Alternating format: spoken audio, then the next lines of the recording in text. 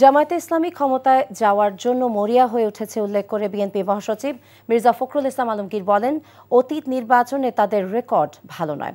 চাঁপাইনবাবগঞ্জে পদ্মা বাঁচাও শীর্ষক গণসমাবেশে তিনি বলেন, পদ্মার পানির ন্যায্য হিস্যা কোনো দয়া নয়, এটি বাংলাদেশের অধিকার। বলেন, আগামী নির্বাচনে দেশে শক্তিশালী সরকার না এলে পদ্মার পানি নিয়ে আমরা আরও ক্ষতিগ্রস্ত হব।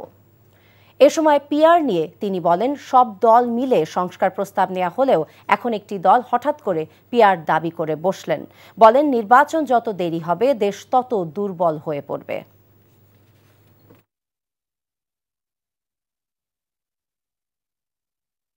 সীমান্তে মানুষ হত্যা করবে এবং আপনারা আমাদের যখন তখন চাল বন্ধ করে দিবে, পেঁয়াজ বন্ধ করে দিবে। এই বড় দাদাগিরি আমরা আর দেখতে চাই না।